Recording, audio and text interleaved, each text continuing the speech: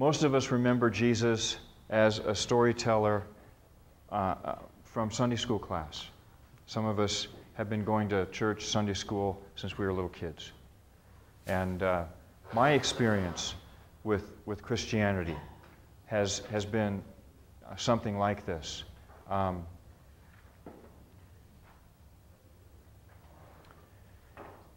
was going to Sunday school and summer Bible school ever since I was a little kid, and until my mom died when I was 8 years old. When I was 8 years old, my life went into a spin, and I don't remember much from age 8 to age 18, because when she died, everything got blurry. At 18, I, quote unquote, became a Christian, or became a Christian again, or rededicated my life, or whatever you want to call it. At 18, I stopped and started walking again with God. But my recollection of the parables as a child growing up is Jesus on a felt board with a lamb on his shoulder, you know.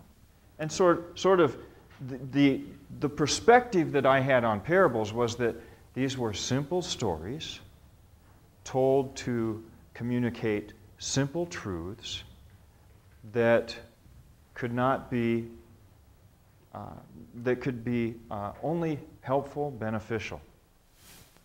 And so I never really thought that the parables were complex. I never thought that they were actually windows or doorways into a very complex world of theology, spirituality, metaphysical truth. Because they're children's stories, aren't they?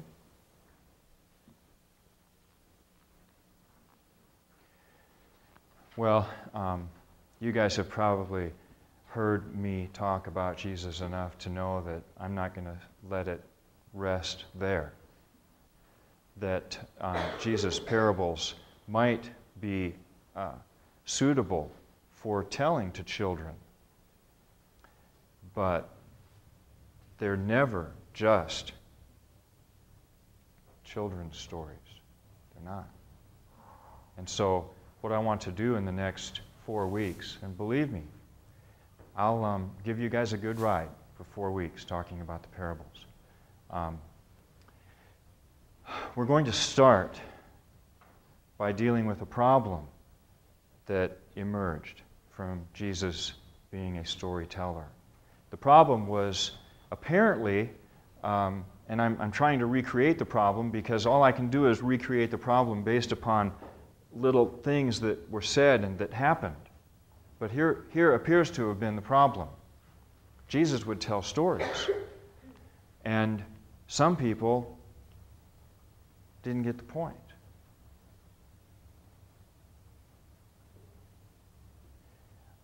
And it just so happens that it was the disciples who came and asked the question. Now, I'm not saying the disciples were dumb. Yes, I am. But it was the disciples who came and asked what these stories were about.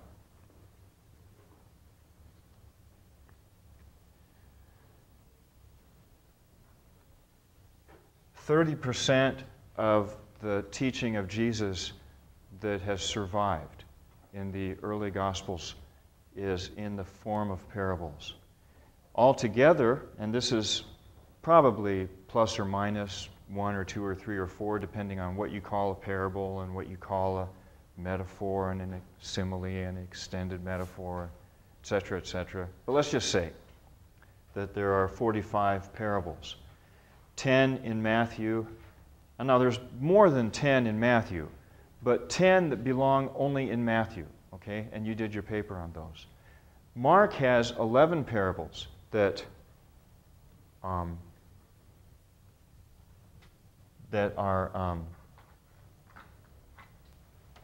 some of which are also shared with Matthew and Luke. But in Mark we have 11 parables. In Luke we have 15. They're listed 14. listed over there. In Q, there are 9 parables. In John, there are 0.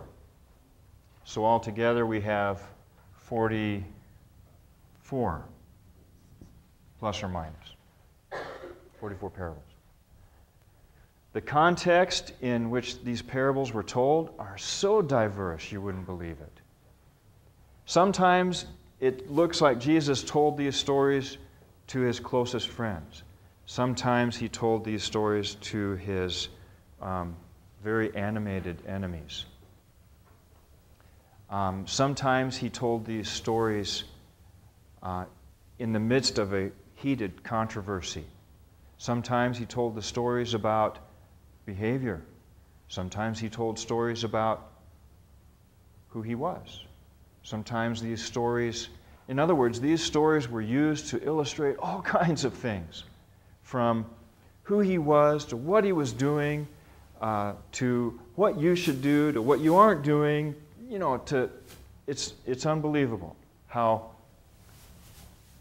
comprehensive these parables are in their representation of the ministry of Jesus. Number 4, another interesting thing. We have a large collection of early Christian literature. Think of the New Testament, all the letters of Paul, the book of Revelation, the letters of Peter, the letter to the Hebrews, and then letters that were written and literature that was written after the New Testament period by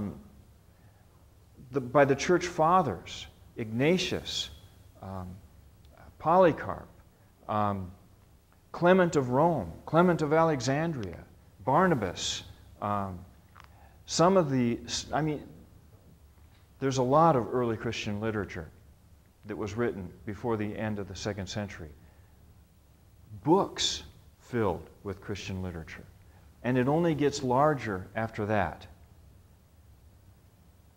But especially with the stuff that was written before the end of the 2nd century, what's rather interesting is that we've got all these Christian teachers out there teaching, but Jesus appears to be the only one who told stories.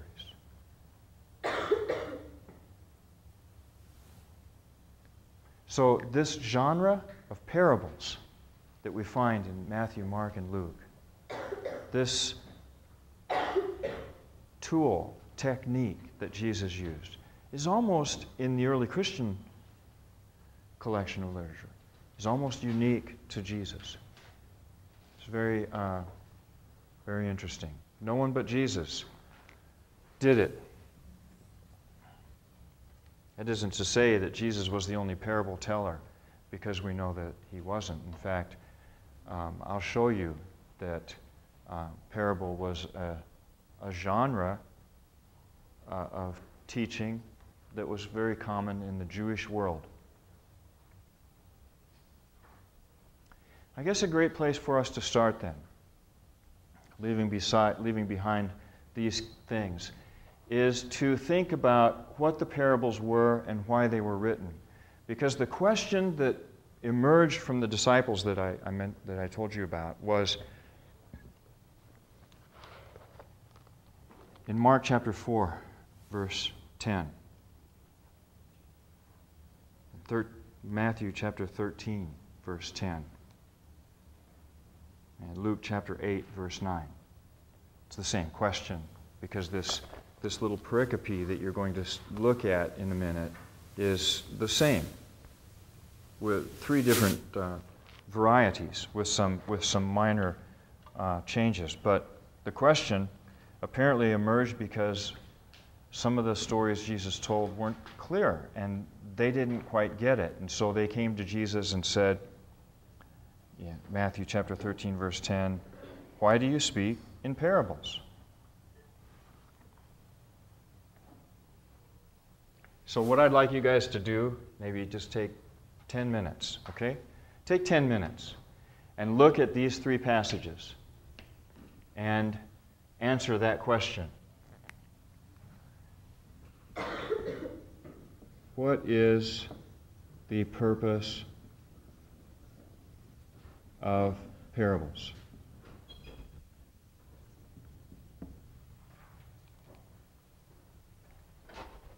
The three passages are printed on the sheet in your course pack. If you don't have it, then I guess you'll have to just flip from Mark to 13, from Mark to Matthew to Luke. But I'll give you 10 minutes to think about this question and look at the answers that Matthew, Mark, and Luke give, okay? Then we'll write those up in a minute.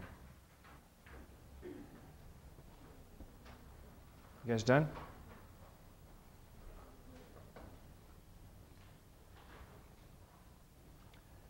Let's start with Mark. One of the assumptions that I work under as I work on the Gospels is that Mark was the first Gospel written, that Matthew and Luke used him, and that is going to have an effect on the way I read this text and explain the problems that emerge. But just from Mark, tell me this. What is the purpose of parables? What does Mark say?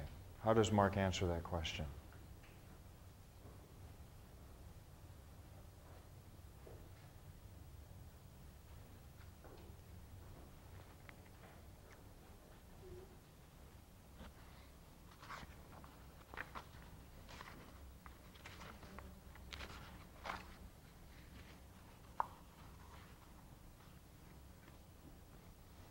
Yes? I think it's kind of just a secret that not everyone's going to find out about the kingdom of God.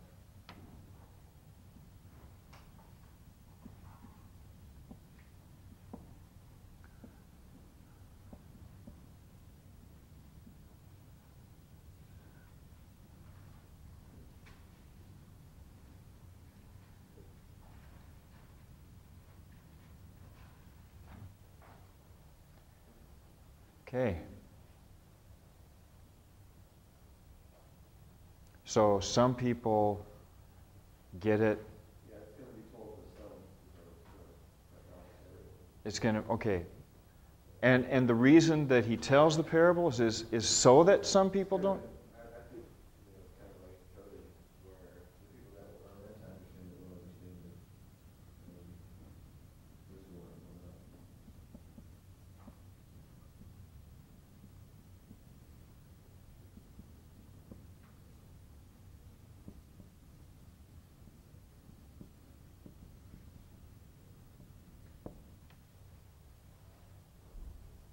Yeah, okay.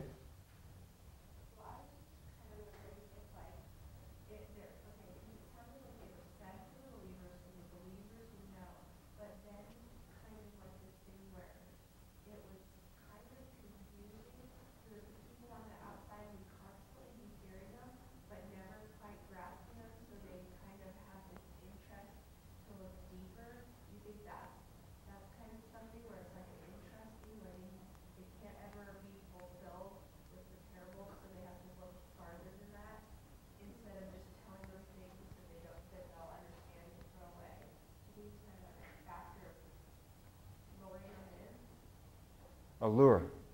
Would you think that? No, I'm not suggesting that's it. I was just wondering if that's kind of what you offered. Well,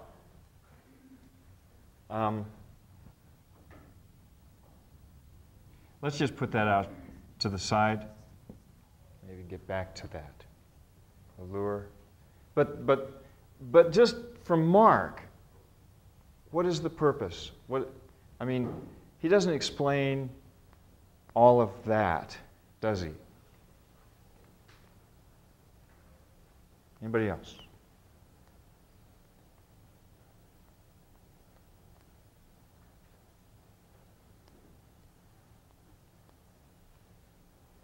You guys are shy?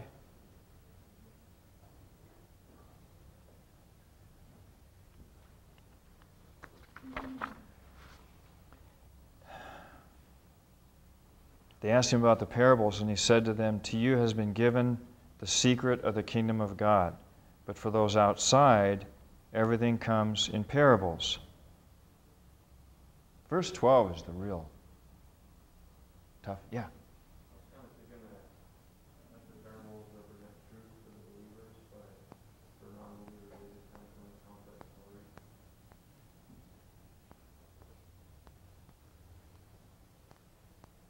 Okay?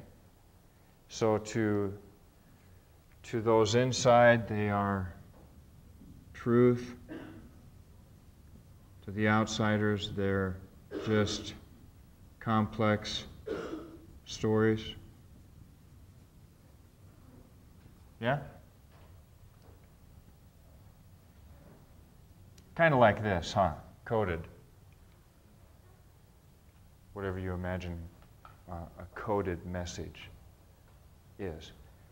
But verse 12, I can remember, guys, when I was working on my master's degree in Vancouver, British Columbia, and I was taking a class on the Gospel of Mark taught by John Nolland, who now is the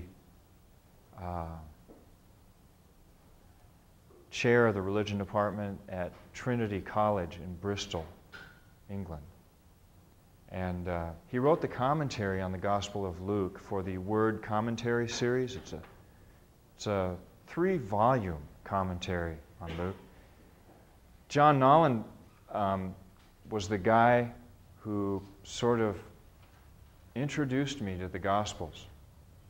So I had to write a paper for him, and I wrote it on this passage right here. Because I was extremely bothered by this. And that's the way I am. When I see an enigma, a puzzle, I have to unwrap it. Or I just don't sleep until it's done. And so I did a paper on this because this bothered me, this verse. I speak to them in parables in order that they may look but not perceive, in order that they may listen but not understand, so that they may not turn again and be forgiven. I'm sorry, but that's not my Jesus. Haven't you guys ever thought that? Come on. Jesus, why do you speak in parables?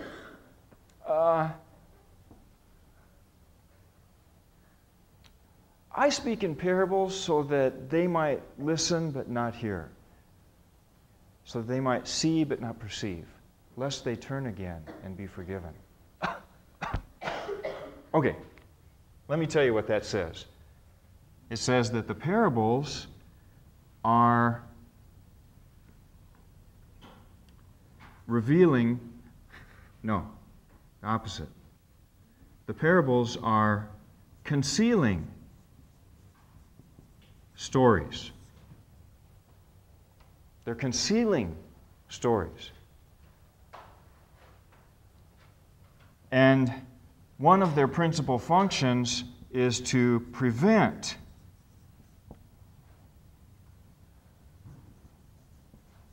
repentance.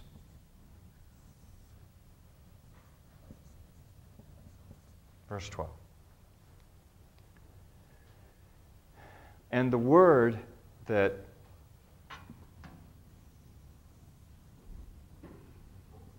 makes this all happen is the word, it's one word in Greek. In English, it's 3 words. It's the word in order that. It's the Greek word hina. And it introduces purpose clauses. Hina, purpose clause. I speak in parables in order that they might, and then he quotes Isaiah chapter 6, verses 9 and 10, in order that they may hear but not understand, in order that they might see but not perceive, lest they turn again and be forgiven. Okay. Are you guys all comfortable with this? It's okay? How many of you thought of parables that way? Stories that conceal the truth to keep people out? But isn't that what Mark says? I mean, have we done justice to Mark here? At least just say yes or no. Yes, okay. Is anybody not happy with what we've done with Mark? Because I just want to know what Mark says. And if Mark says, if this is what Mark says, fine, we'll move on. Yeah, okay. I'm not sure I like it, but that's what he says, okay? Now look at Matthew. Matthew, his is much longer, huh? One of the reasons is that Matthew gives a fuller quotation from Isaiah chapter 6, which Matthew typically does. Remember in the temptation narrative? He gave a fuller quotation. He's the competent Jewish scribe. Okay? Matthew is. Then the disciples came and asked him, "Why do you speak to them in parables?" He answered, "To you it has been given to know the secrets of the kingdom of heaven, but to them it has not been given. For to those who have more, more will be given, and they will have an abundance. But from those who have nothing, even what they have will be taken away." That verse there isn't in either Mark or Luke, but let's move on. The reason I speak to them in parables is because seeing they do not perceive, and hearing they do not listen, nor do they understand. With them indeed is fulfilled the prophecy of Isaiah that says, "You will indeed listen, but never understand. You will indeed look, but never perceive. For this people's heart has grown dull, and their ears are hard of hearing, and they have shut their eyes, so that they might not look with their eyes, and listen with their ears, and understand with their heart, and turn, and I would forgive them." Okay, now you tell me, what does Matthew say here?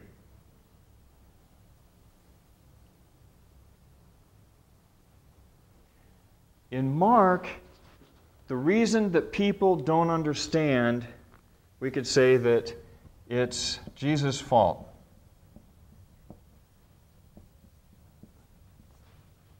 Right? It looks like that was his intention, right? No? I'm not trying to shove anything down your throat here, guys. Just trying to get you to read Scripture and ask and answer questions honestly. Okay? Sometimes it's uncomfortable, but I think ultimately it's a good thing. And hopefully by the end of today, I will have gotten a good thing out of this for you. Okay? So trust me.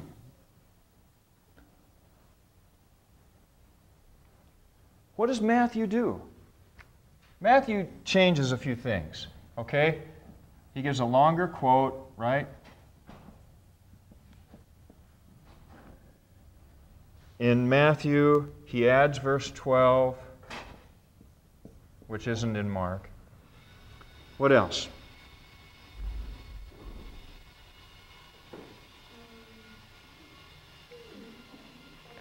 What's going on?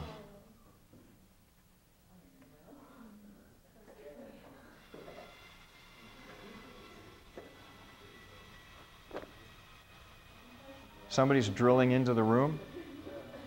Pretty soon they're going to pop through the ceiling.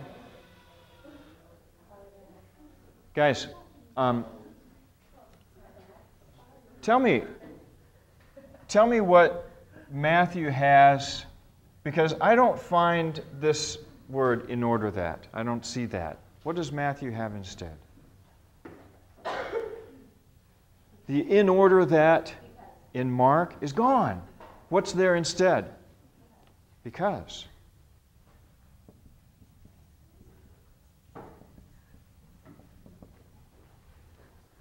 Now, because is a different word in English, and it's a different word in Greek.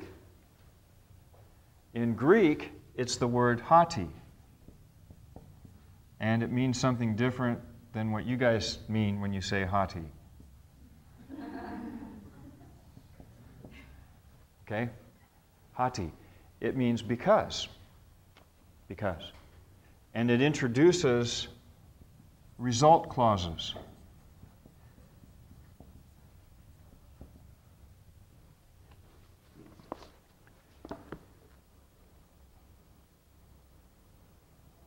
I went to the store because I am hungry. Okay? Versus, I went to the store in order to buy food. You've got the action looked at in a different way, you see? What's the difference here? Because what does introducing Isaiah 6 with because do to change the way that Isaiah 6 is being read here? What's the difference? Come on. I'm running out of time.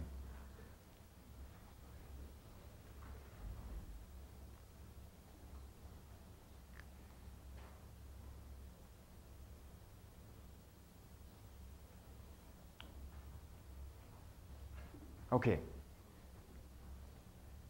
In Mark, the Isaiah chapter 6 passage is introduced with in order that. In other words, it's introducing Isaiah 6 as the goal or the purpose that the telling of parables is intended to produce or effect. Blindness and no forgiveness. But if you introduce it the way Matthew does with because, and it's amazing what a big change is caused by such a little word, okay? Because, introducing Isaiah chapter 6 with because explains the purpose for telling parables in a completely different way. I'm telling them parables because they're blind, okay? Isn't that a little different than I am telling them parables in order that they may be blind? You see, there's a little bit of difference there.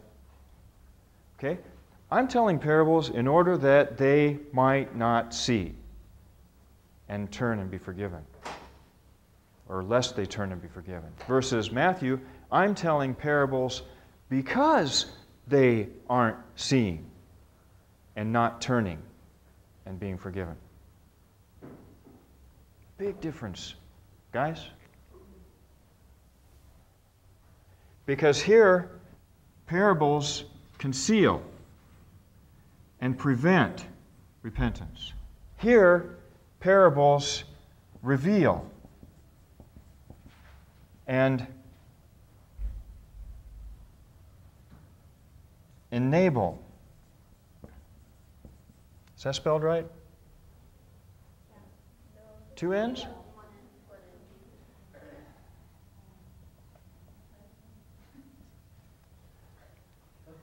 So here, the parables conceal the truth and prevent turning and forgiveness. Here they reveal the truth and make possible forgiveness. Do you see the difference? Am I wrong? Have I just not, am I missing something? Or has Matthew explained this whole thing and used Isaiah 6 differently?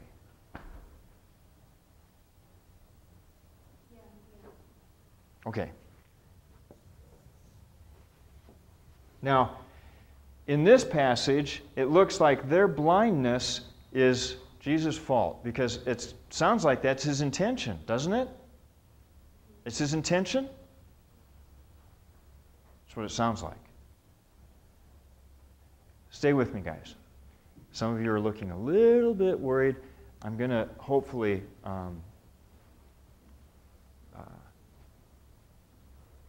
make all this trouble disappear in a minute. Whose fault is their blindness here? Their fault.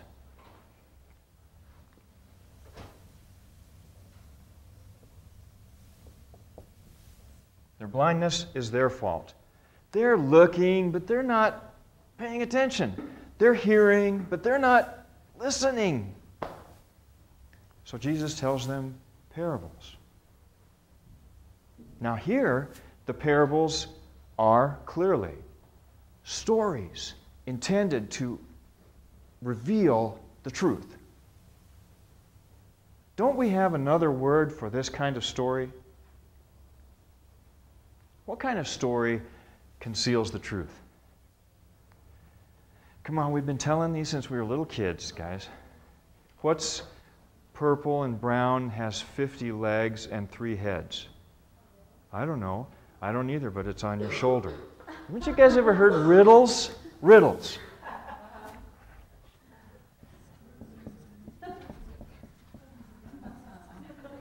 A riddle.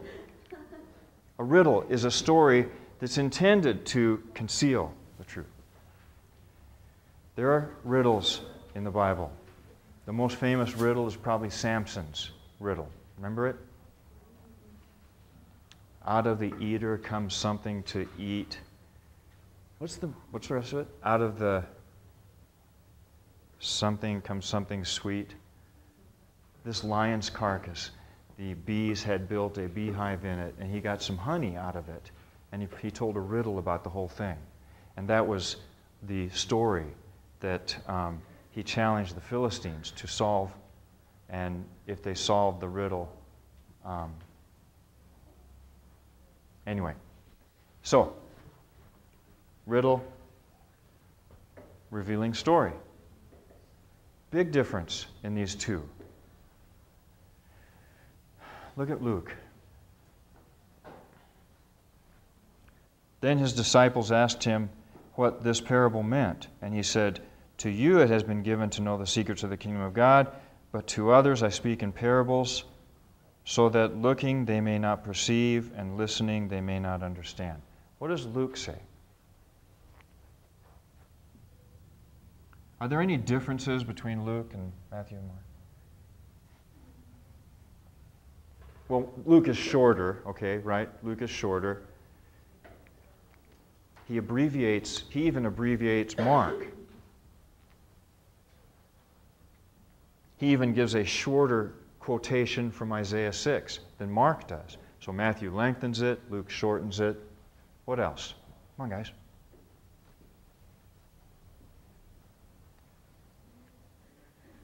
In Mark and in Matthew, the question was parables, plural.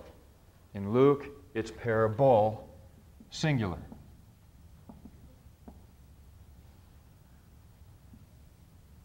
Not parables, plural. It's parable, singular.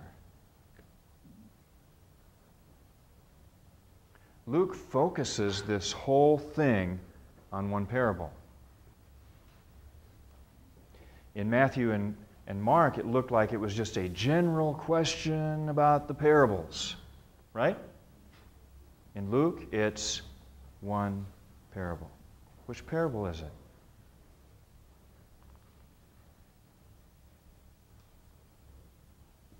It's the parable of the sower. That's the parable. Now, it's not like that wasn't what Mark meant, because if you look at Mark, the parable of the sower precedes this question, and the interpretation of the parable of the sower follows it. The context is the same. It's just that Luke helps us a little bit by taking the S off of the parable. This is a time to focus, guys, on one parable. He includes the hina.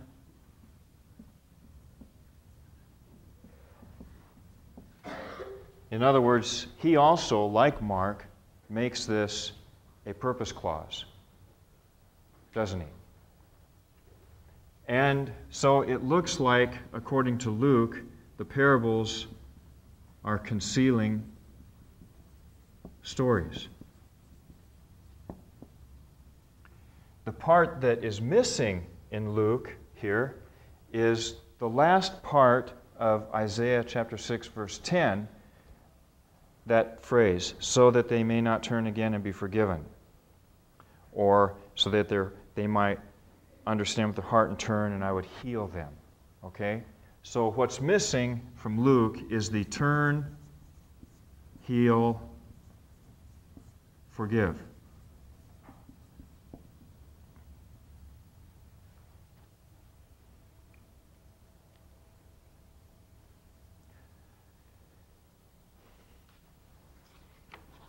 You guys still with me?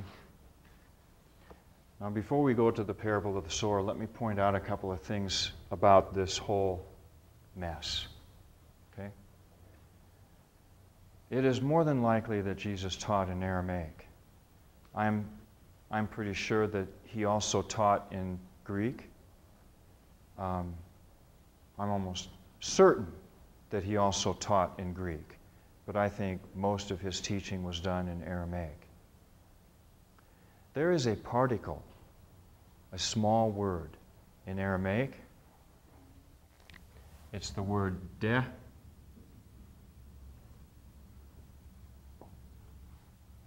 And it's one of these words, it's one of these function words that you encounter in any language, like hina and hati, words that introduce clauses, either purpose clauses or result clauses, things like that. It's one of these words. The interesting thing is that de can do both of these. De introduces purpose clauses.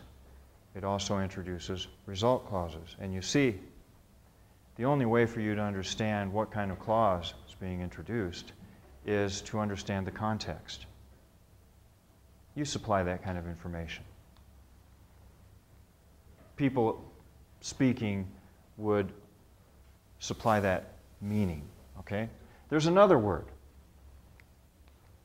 that's kind of a problem here. It's the word parable.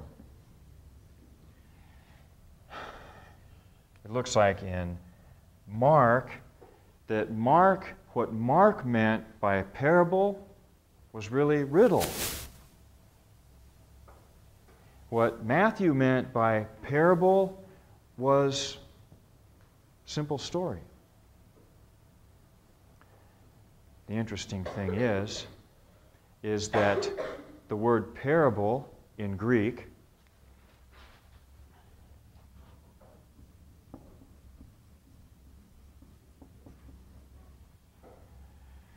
has a fairly narrow range of meaning in Greek. In fact, in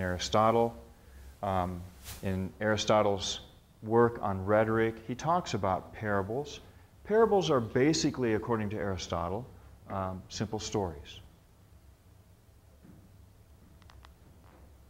not riddles.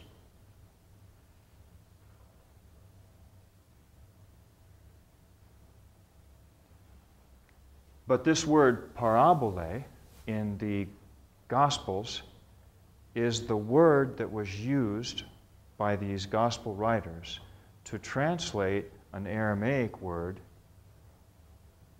The Aramaic word that it translates is probably mashal.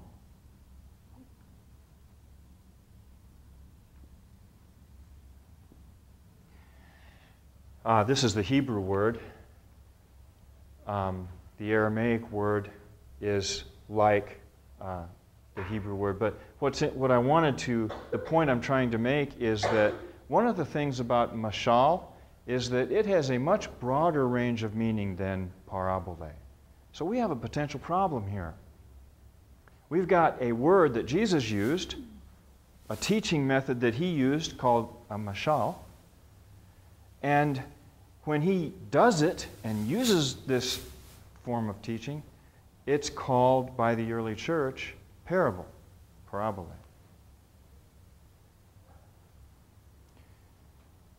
The semantic range of parabole is right here. Let's imagine this is all of the possible meanings of parabole, okay? And here we've got all of the possible meanings of mashal. In linguistics, this is called the semantic range or the semantic field. This is the kinds of meanings that are communicated by the word. And you see, the reason that parabole is used to translate mashal is because they have a common denominator. They have an area of shared meaning. You guys that are bilingual, you understand what I'm talking about here. If you were asked to translate from Spanish into English, you have to find a word in English that translate the Spanish word that you're trying to translate. You following me? Now, depending on the context of the sentence, and et cetera, you might some days choose a different English word to translate the same Spanish word. And that's simply because there are no true synonyms between languages. You have words that have shared ranges of meaning, but no word in English means exactly and always the same thing as a word in Spanish. The semantic fields might intersect, but they aren't equal. This is the same thing with this. So we've got parable being used to translate a word that means more than parable means. I've given you on page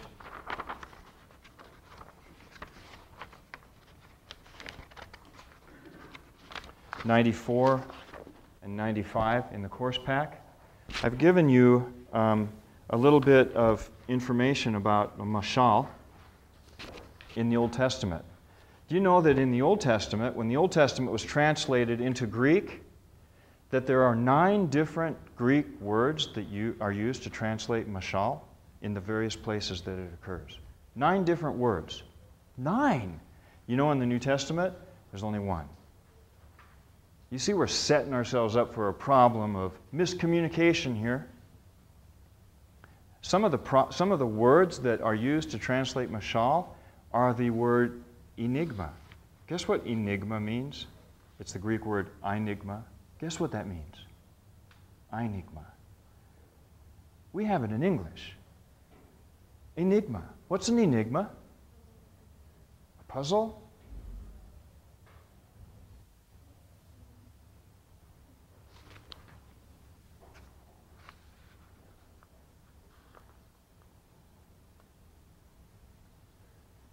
Here's another word, problema. That's a Greek word that's used to translate mashal. Problema. Guess what problema means? Problem. Sort of came right into English. Problema. Enigma. The others you can look at for yourselves. The point is this. A mashal could mean a proverb, a story, a riddle. It could mean a lot of different things. Sometimes it meant a story that reveals, sometimes it meant a story that conceals. Sometimes it was a short aphorism or proverb. Sometimes it was a long narrative metaphor. I think what we have here is an example of the problem emerging or surfacing. Because basically, I don't believe that Mark thought parables were just riddles intended to confuse. Because he later tells parables and uses them as stories that illustrate something.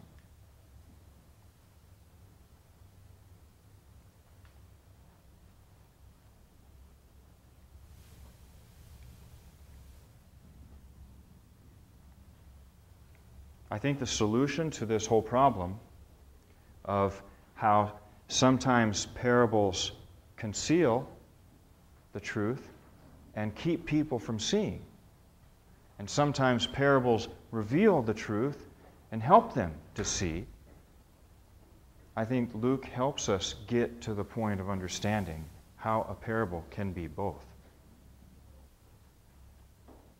And he does it with the parable of the sower. Do you know that the parable of the sower is a parable about parables? It is. It's the only parable among all the parables about parables. How do I know that? Because we're told that this is a parable about parables. In other words, if you can figure out the parable of the sower, you have understood the function of parables. So let's try for a minute. I only have a minute.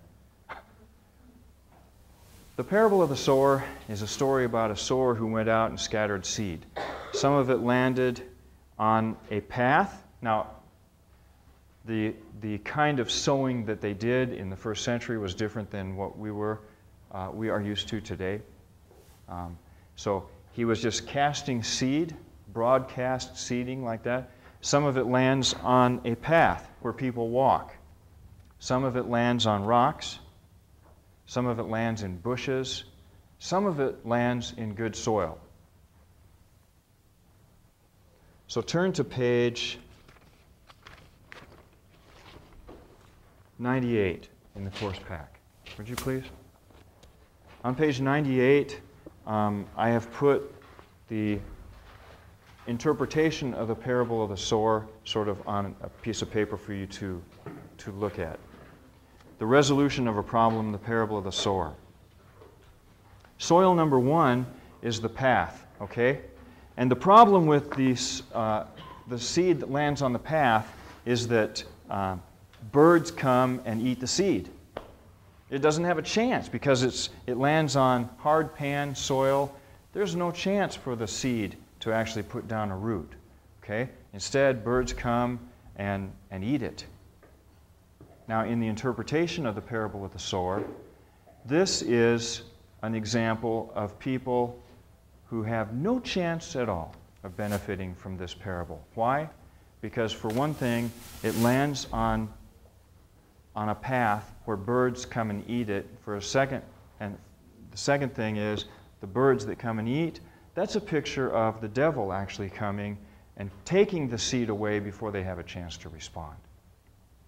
Of all four of these soils, soil number one is the one that had no chance at all. And I don't know exactly who this is. Can I go like 3 minutes over? Okay. The problem with soil number one is I'm not really sure what the problem with soil. I know that the culprit with soil number one is that the enemy of God prevents some people for whatever reason. How, why, and the exact mechanics of the whole thing is pretty hard to predict and explain and understand. But the upshot is that the devil comes and takes the seed. For one thing, he doesn't want anybody to respond to God.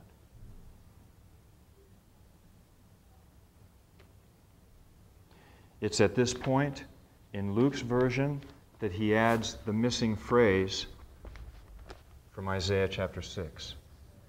He takes this phrase from Isaiah 6 and he puts it in the interpretation of the parable of the sower after the devil.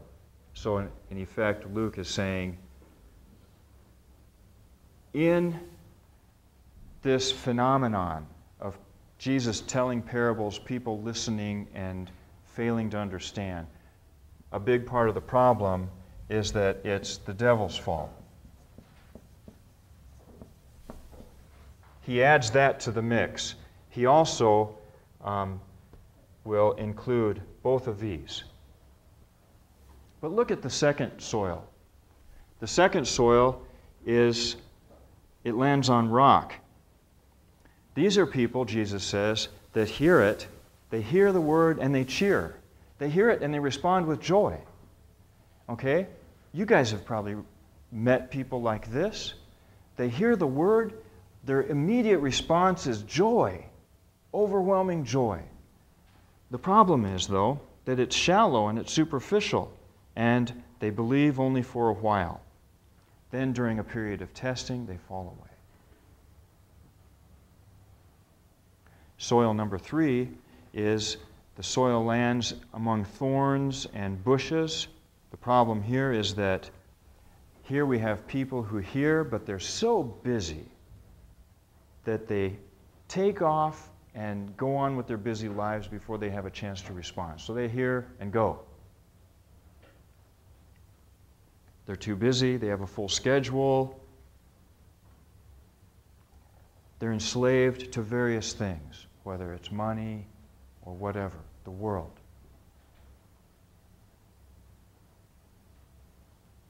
Here, the word is choked and dies before it has a chance to grow. So we've got three seeds, three soils, three problems. The biggest problem of all three, though, is that there's no fruit. Okay? No fruit. The parable, as a seed, has been planted and dies. There's only one soil among the four that actually produces fruit, and that's soil number 4. Not a very good percentage, is it? 25%. 25%. That's pretty bad. Now you've got a response from at least soil number 2 and number 3, but number 2, they fall away because of testing. Number 3, they're too busy with their lives. The only one that actually produces any fruit is number 4. And why? Because they hear it and then they guard it in their heart. In other words, they hear it and immediately they sit down and they start thinking about it. And they think and think and think until eventually that parable produces fruit in their lives. The only time that a parable ever produces truth is when it produces truth in your life. Otherwise, it dies and it becomes a riddle. So a parable is a truth half told. Jesus tells the story, but what happens then to the story and the potential of it is entirely up to you, guys. It's entirely up to you. So I want you to think about that. The next 3 class periods that we spend on these parables, I want you to think about these parables. Don't just hear and go. Don't let these stories get choked by your busy lives. And especially don't let testing stop you from growing and producing fruit. I'll see you on